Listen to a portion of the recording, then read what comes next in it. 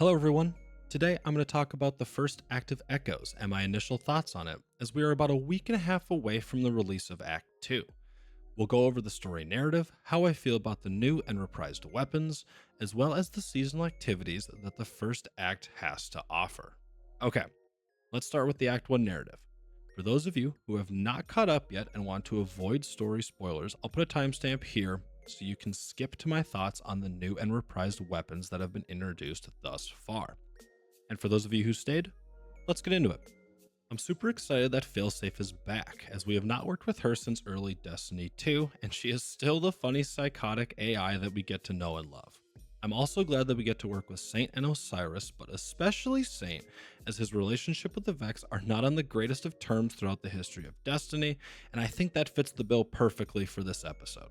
I'm super excited to see where the narrative goes between Saint and the Conductor, as we only get a glimpse of what is really going on during the final mission of the act, when Saint hears the Conductor's voice telling him that he is not the real Saint, as he should be dead. This is true, but with the help of the Guardian, Osiris, and Osiris' Sundial back in Season of the Dawn, we were able to save him from the Vex.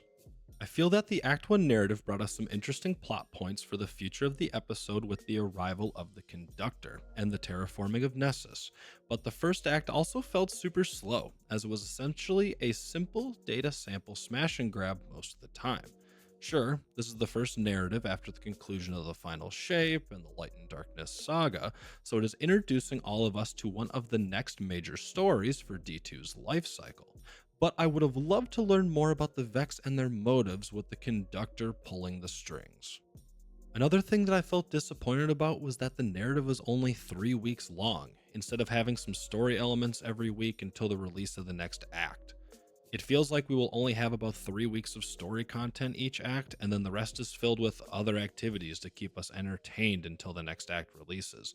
For example, Iron Banner being 2 weeks long before the release of Act 2, and Solstice coming up in either Act 2 or Act 3 to fill in the rest of that time. But I guess we'll have to wait and see.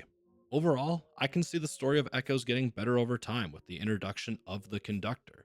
However, I felt that with the story being mostly an introduction and only being 3 weeks long, I wish there was more to keep me engaged throughout these first couple weeks of the new episode. Now let's talk quickly about the new and reprised weapons introduced in Echoes. I really like how Bungie is getting creative with the new archetypes throughout Final Shape.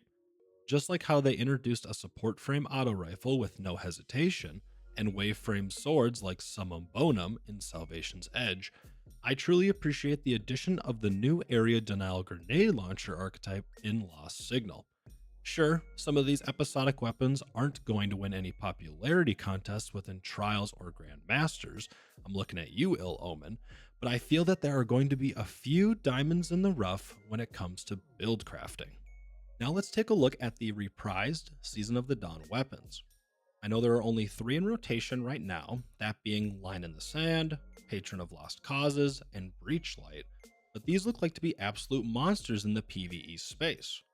I personally have been using a Breachlight with Demolitionist and Hatchling with my Prismatic Warlock, and let me tell you, it is an amazing weapon to use. It stinks that you can't craft these weapons like you can with the episodic ones, but there are plenty of opportunities to farm for these weapons. You can also enhance these weapons just like you can with any Nightfall, Crucible, or any other ritual activity weapon, so I guess that makes up for the fact that you can't craft them. I'm super excited to see which reprised weapon gets introduced into Act 2. Personally, I'm hoping for Martyr's Retribution, aka Marty's, and potentially Perfect Paradox, but we'll have to wait and see. Overall, there are going to be weapons that you like and ones that you just don't like. Personally, trust your gut and use the ones that work well for you and your build. Finally, let's talk about the 2 activities in Echo so far. The first one is Arena Breach Executable. Personally, I enjoy this activity when I want to just test new loadouts or builds.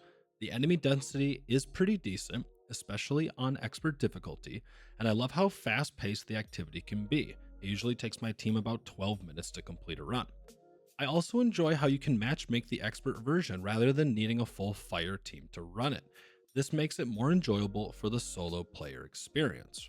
One amazing thing about this activity is the amount of loot you receive.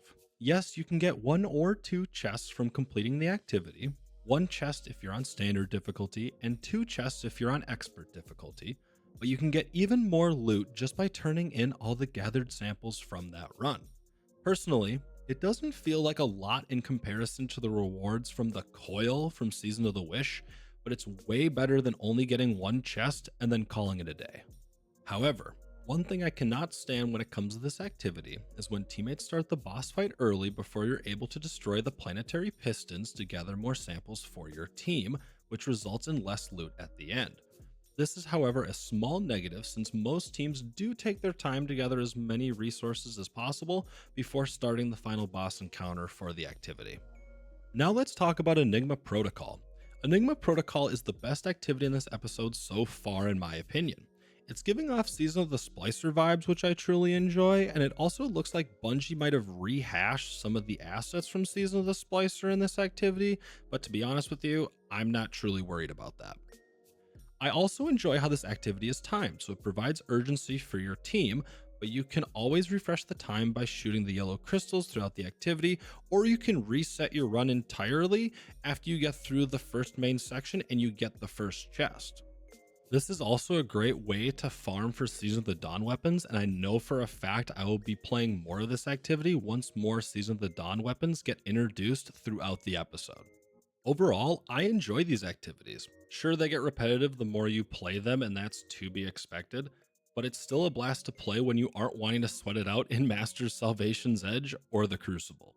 So folks, that's all I have with regards to the first act to Echoes. Feel free to let me know in the comment section down below on how you feel about the first act and the future of Echoes. If you enjoyed the video, a like would be greatly appreciated, and if you want to see more Destiny 2 content in the future, make sure to subscribe and come stop by the Twitch channel. A link to that can be found in the description box below. Thank you guys so much for watching, and I'll see y'all in the next video.